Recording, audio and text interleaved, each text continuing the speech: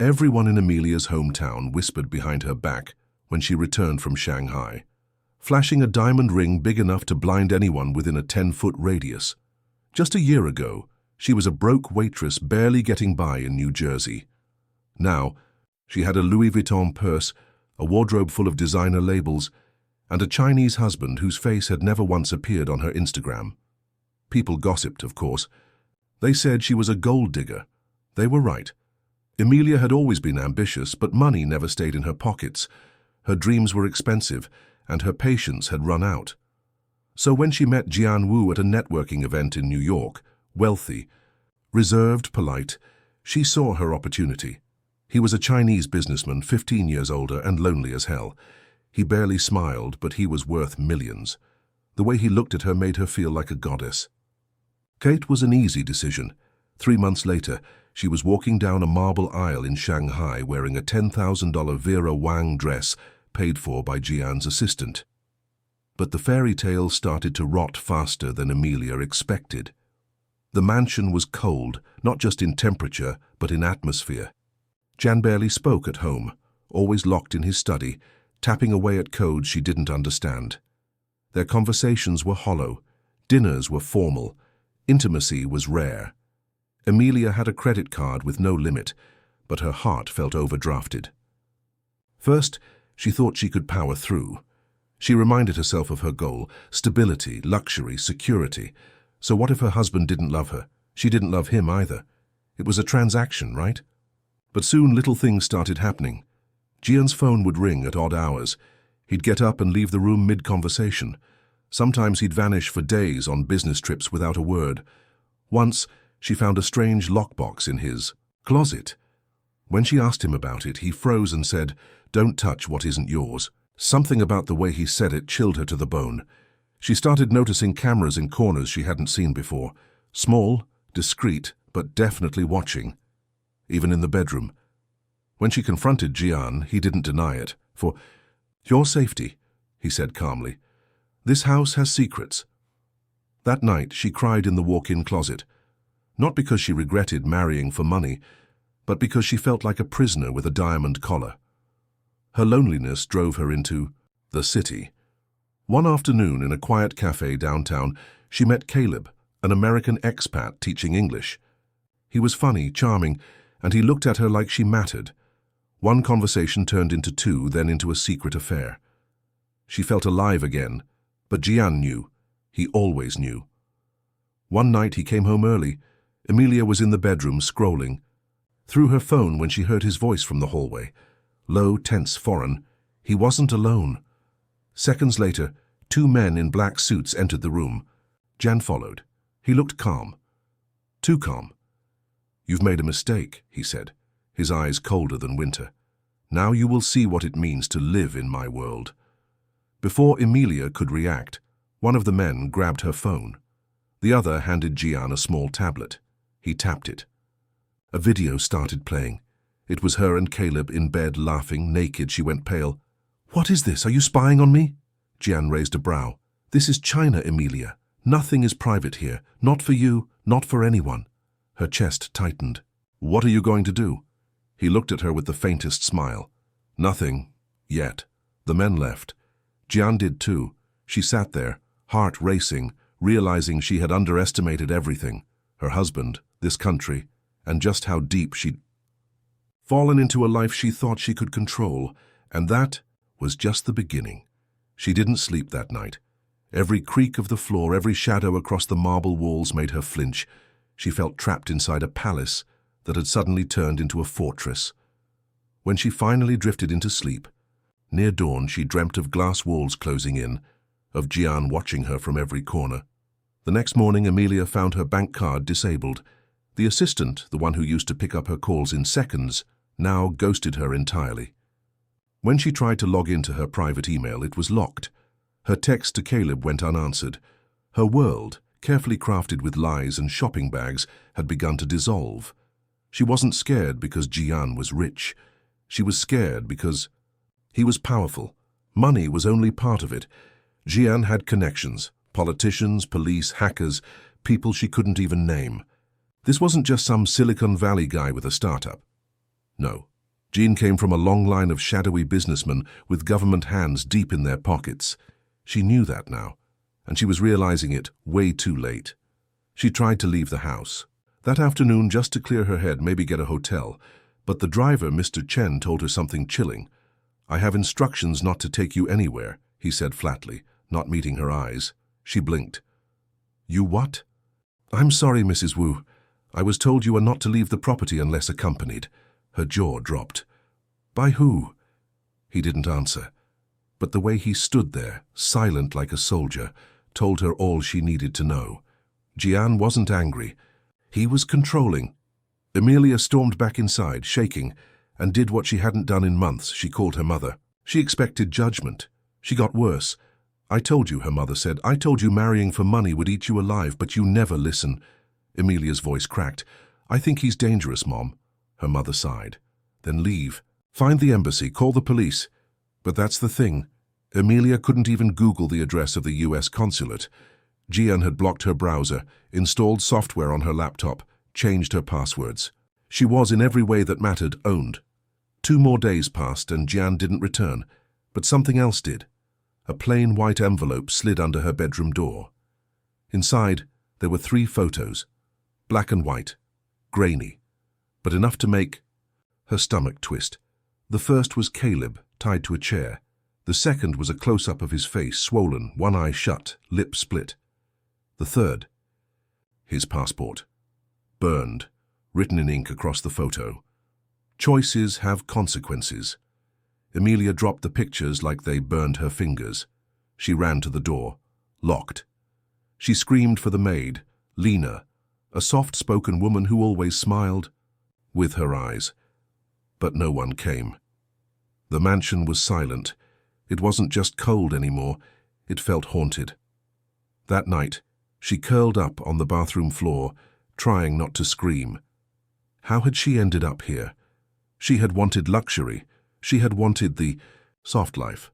But what she got was a cage. A cage made of gold and surveillance cameras. By morning, she decided to fight. She waited until the hallway camera blinked. A dead pixel. She noticed it once before. Maybe it was broken. Maybe it was her only chance. She ran barefoot, heart pounding, into Jian's study. It was locked, but she remembered where he kept the key, behind a loose stone in the fireplace. She'd seen him once, drunk, fumbling for it. The study smelled like old books and secrets. She went straight to the computer, password protected, of course. But something was still open. A folder on the desktop labeled Chie An Pai, Enterprise, Arrangements. She didn't understand Chinese, but she clicked anyway. Documents, hundreds, names, bank accounts, offshore transfers. She scrolled until she saw something in English. Wife Surveillance Protocol. Her stomach dropped. There were notes, files, even psychological reports. Her calls had been transcribed. Her internet history, every single purchase, every message. Even therapy sessions she'd done over Zoom had been logged. Jian had never trusted her, not for a second, and he'd planned for her betrayal before. They even got married. She backed away from the desk, breathing hard. Then she noticed the camera in the corner of the room blinking red. He was watching. The screen went black. The screen blinked off, but the panic inside Amelia didn't. Her hands trembled as she backed away from Jian's desk, realizing she had just triggered something, and maybe an alarm, maybe worse. She didn't wait to find out. She bolted out of the study, heart pounding against her ribs so hard it felt like it might crack them from the inside. The mansion felt different now, like it was breathing, alive, aware of her movements. She sprinted through the endless hallways, marble floors slipping under her bare feet. Her only thought was escape. Get out. Get out before he came back. She reached the front door, grabbed the heavy golden handle, and stopped. 2 men in black suits stood outside, silent, waiting. They didn't knock. They didn't need to. They just stood there like sentinels. Faces blank, eyes sharp. Amelia stumbled back, breathless. No exit, no way out. She turned and ran upstairs blindly. No plan forming in her head except one: hide. She tore into the master bedroom, locking the door behind her. She shoved a chair under the handle, even though she knew it wouldn't stop them for long. Then she scrambled to the balcony, 15 feet below, the garden. A massive stone courtyard with sharp hedges, iron sculptures, and a long, winding driveway. Beyond the gates, freedom was there if she could reach it. She tied the bed sheets together just like she'd seen in movies. Knot after knot, rushing, hands sweating so much the sheets slipped through her fingers. She anchored one end to the heavy dresser and threw the rest over the balcony. For a second she hesitated. What if she fell? What if Jian caught her mid-air? What if... The bedroom door rattled violently. No time. She climbed over the balcony railing and started lowering herself down, palms burning from the friction. Her legs shook so badly she almost lost her grip twice. When her bare feet finally hit the cold stone below, she nearly cried in relief. She sprinted, not even looking back, pushing through the garden, past the sculptures, past the fountains, toward the driveway. She reached the gate, thick iron, 10 feet tall, spiked at the top like medieval spears. Locked. Of course it was locked. She shook it, yanked it, screamed until her voice cracked, but it didn't budge. Then she heard it. The sound of an engine, a black car, sleek and fast, pulling up the long driveway. Jian's car.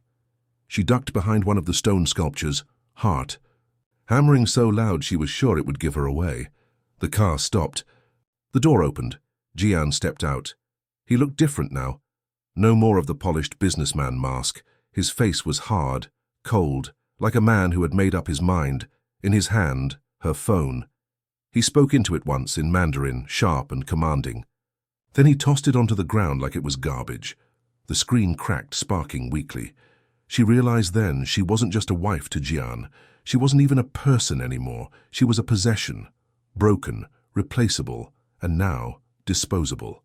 Tears burned her eyes, but she wiped them away roughly. She refused to die here. She refused to be just another stupid foreign girl who thought she could outsmart a monster. She needed a plan. Fast. She spotted a small side gate, half hidden by a cluster of bamboo trees. Maybe for the gardeners, maybe for deliveries, small enough to squeeze through. She crouched low and darted for it, staying low behind the bushes, thorns tearing at her legs and arms.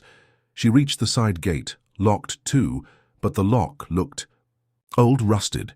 She grabbed a sharp stone from the ground and slammed it against the chain over and over, bruising her hands, biting her lip to keep from crying out. The lock bent, cracked. Finally it snapped. Freedom. She slipped through the gate and into the narrow alley beyond.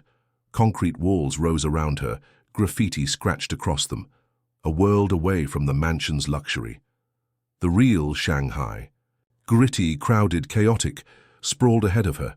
For the first time in months, she wasn't surrounded by marble or silk or cameras. She was surrounded by real people. Noise. Life. She ran. She didn't look back. She didn't care that she was barefoot, that she was bleeding, that she had nothing except a torn designer dress and a heart full of regret. She was free, or so she thought, because Jian wasn't finished with her yet. Not by a long shot. She didn't stop running until her lungs screamed and her feet throbbed, from scraping against the broken pavement. Shanghai had never felt so big, so wild, so merciless.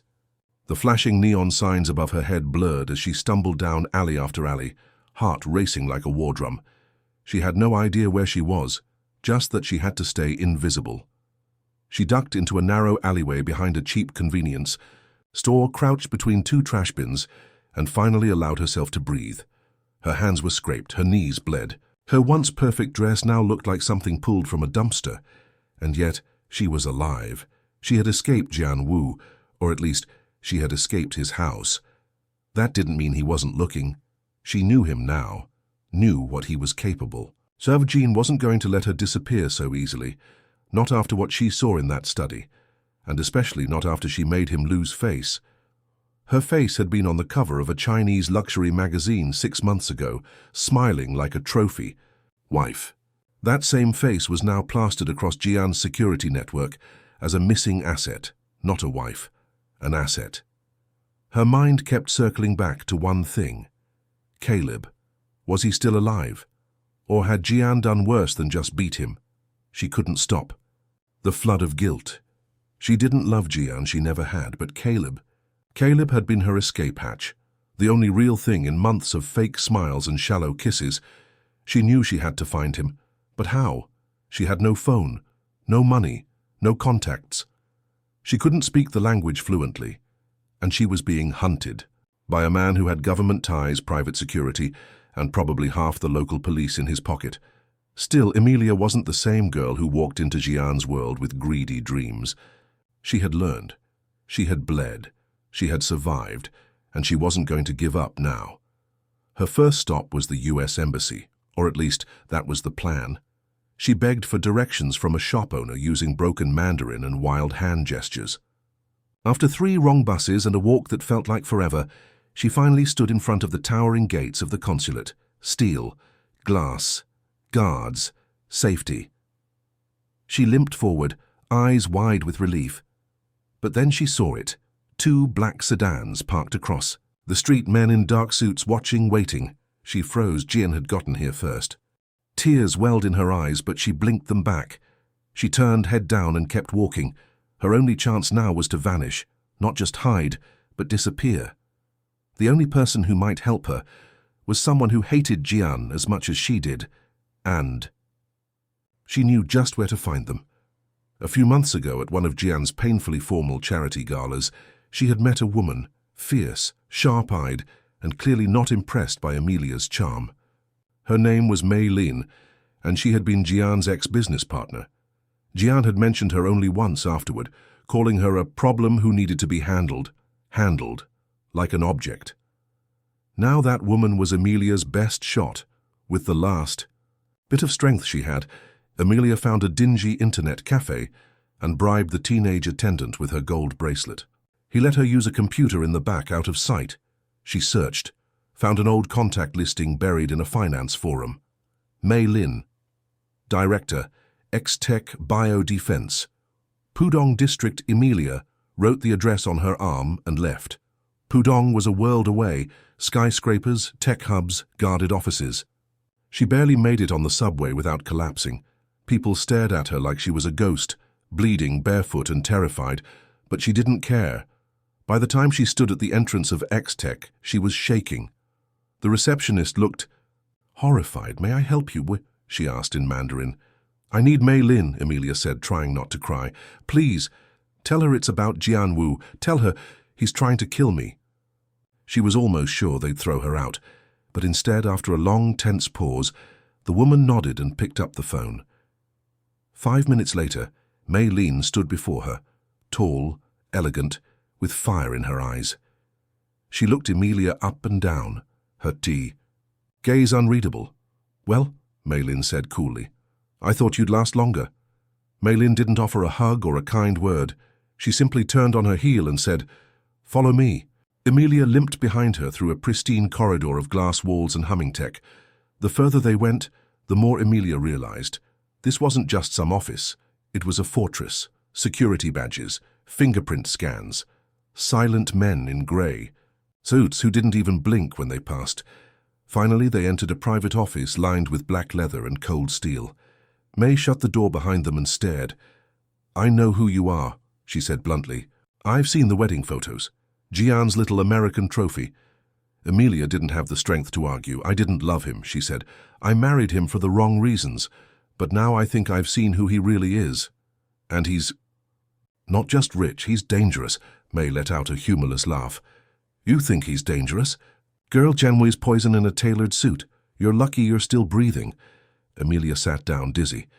"He's keeping a man prisoner, an American. My friend. I don't know if he's even still alive." Mei's eyes flickered. That got her attention. "You saw it?" Emilia nodded. "The basement, chains, cameras everywhere. He has files. On me, on everyone. And he called me an investment. Like I was part of some business play."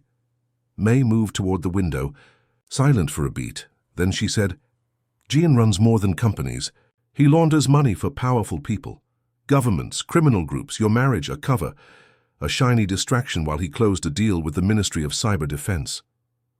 Emilia's mouth dropped. "A cover?" Mei turned to face her. "You were just another pawn. But now that you've escaped, now that you've seen what's behind the mask, He'll burn the world down to silence you. Amelia felt like the air was being sucked from the room. I need your help, she whispered. May gave her a long, hard look. Why should I risk my neck for you? You're the girl who sipped champagne while Jian ruined people like me. Because, Amelia said slowly, I can help you destroy him. That finally cracked May's armor. She leaned forward, voice sharp. How? I got into his study. I saw names, account numbers. He's been hiding blackmail files, threats, leverage on politicians. I didn't understand all of it, but I remember where it was. I can show you. May's fingers tapped against her desk. Her mind was clearly racing. Okay, she said, here's the deal. I'll help you get Caleb out. But you're not just going to walk away afterward. You're going to testify. You're going to give me everything, every detail. Every file, every disgusting secret Jian buried in that mansion. Amelia nodded. Whatever you want, just get me back in. The plan started that night.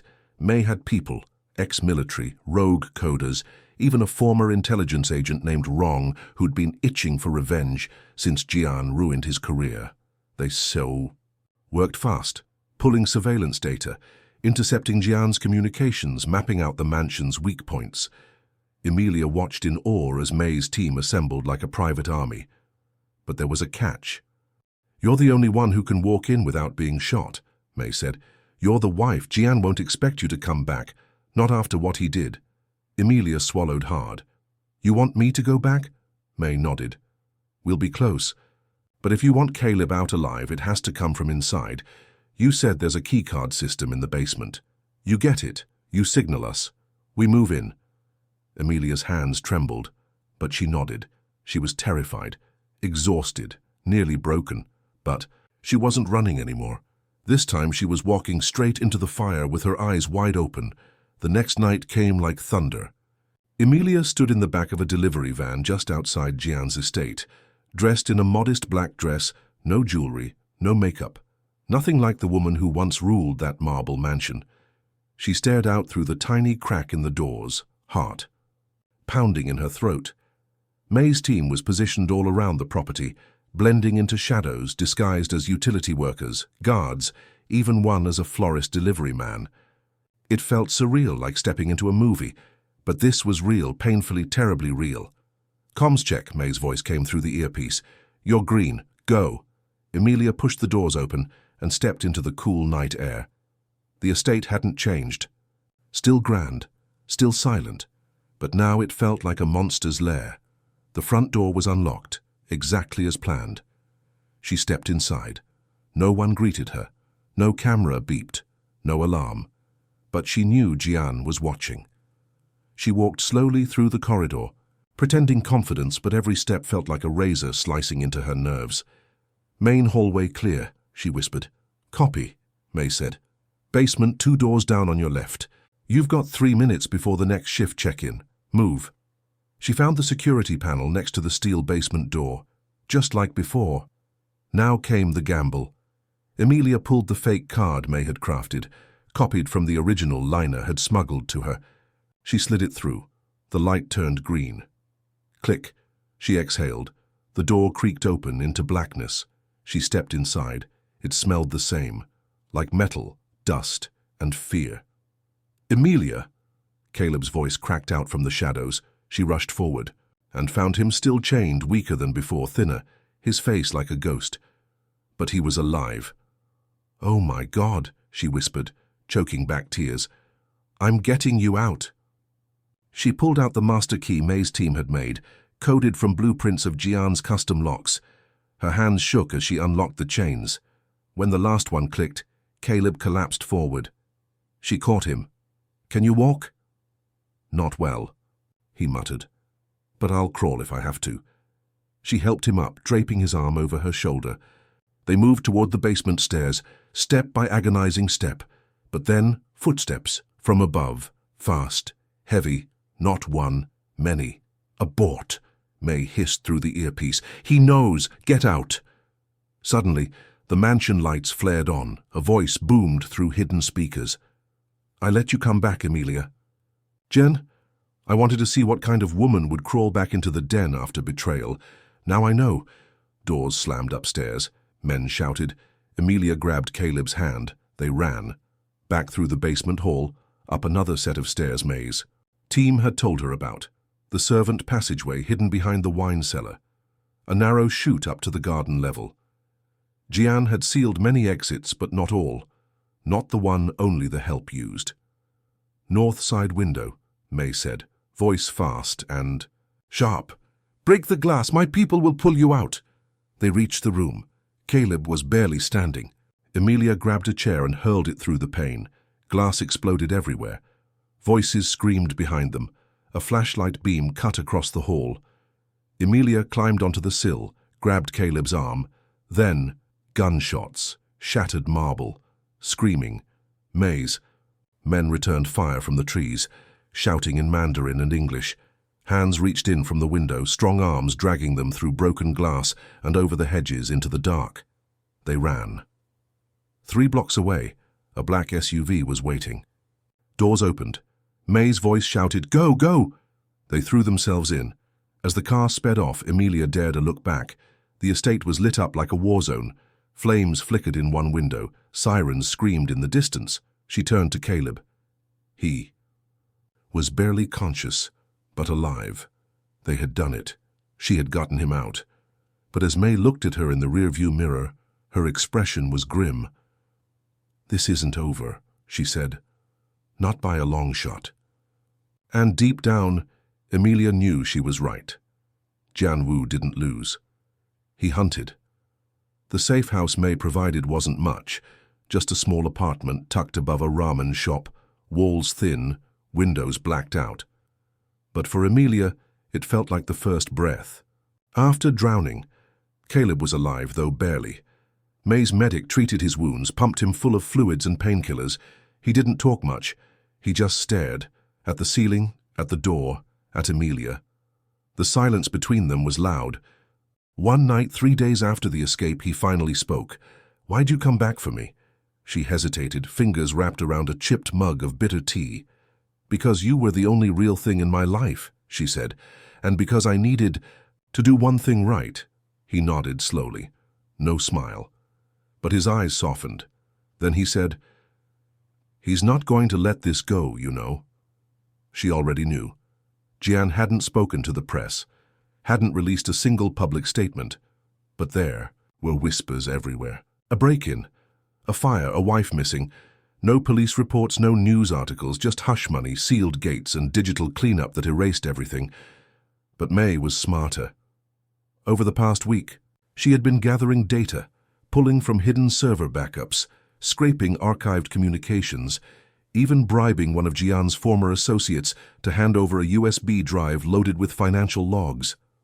"I've got him," May said one morning, dropping the drive onto the table. Money laundering, shell companies, bribes to foreign officials, even a list of people who've disappeared. Emilia felt a cold sweat break across her back.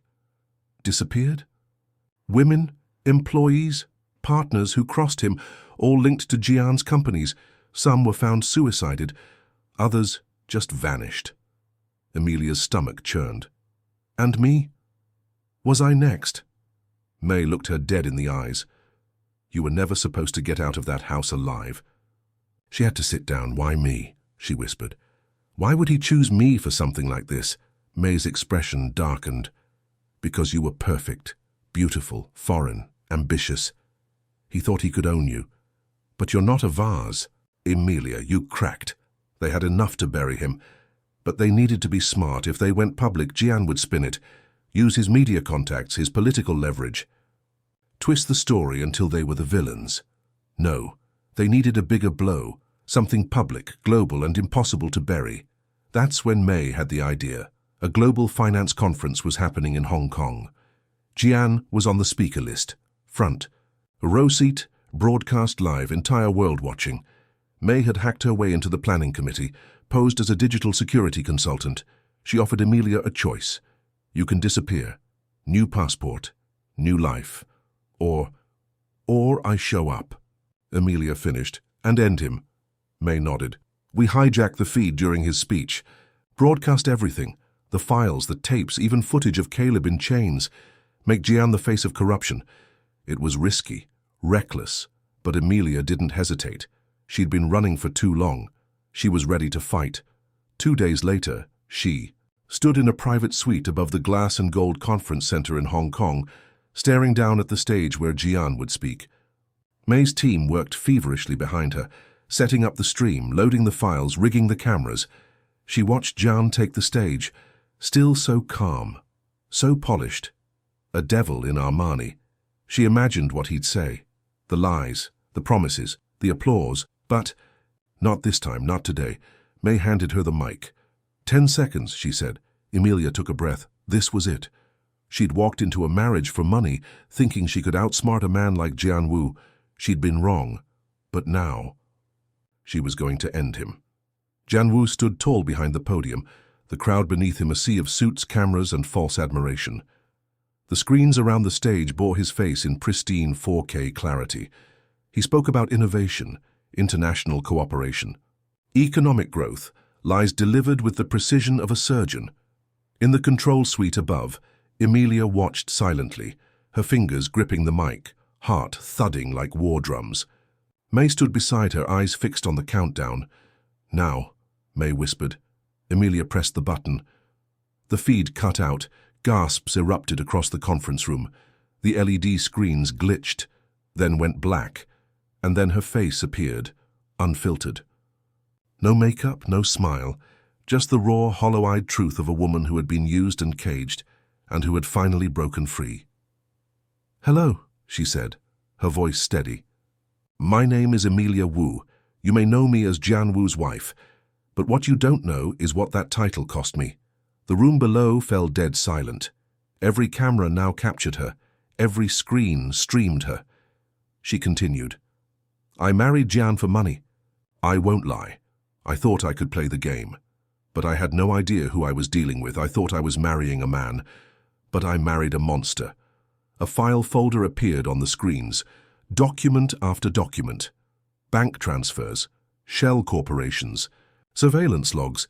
He owns people. He watches them, breaks them, and when they're no longer useful, he erases them. He kept an American citizen, my friend, chained in his basement for months. For what? Disobedience. Photos appeared next. Caleb's bruised face, the chains, the prison cell. Gasps echoed through the room, and I was next. I escaped. Barely. But I came back to tell the truth. Because I will not let another woman fall into his trap. I will not let him disappear another soul. She stared into the camera. Jian Wu is not a businessman. He is a trafficker, a predator, a criminal. And then, the final blow. The screen cut to footage May's team had extracted from Jian's private network. Jian in his study, ordering surveillance on Emilia, approving torture, signing blackmail orders. His voice, his face, his guilt. Court, live. The sea. Room exploded into chaos. Security guards rushed the stage. Jean's face went white, then red, then stone cold. But it was too late. The truth was out. By the time he was escorted off stage, reporters screaming, cameras flashing, law enforcement agents were already moving in. Interpol, local police. 2 countries had issued warrants within hours. The broadcast spread like wildfire. Social media platforms exploded with hashtags. Emilia Wu, expose, Jian Yu basement files. News anchors debated the ethics, the greed, the horror. The media had its villain, and Emilia. She had her reckoning. 3 months later, Emilia sat on a beach in southern Spain under a name no one could pronounce. May had pulled every string to make her disappear, this time for real. Caleb was recovering in a private rehab facility somewhere near Lisbon. They talked sometimes, not about love, just about survival and healing, and how the world could be so cruel and yet still let you breathe again. One morning, she opened her laptop and found an article. Jian Wu sentenced to life in Chinese court. Global ties to corruption revealed. She stared at his picture, that cold, untouchable man, now behind bars, and she whispered one word. Good. She closed the laptop, leaned back in her chair, and let the sun warm her face. She had married for money, but in the end, it wasn't wealth that saved her. It was the truth. and the fire she never knew she had until everything else had burned.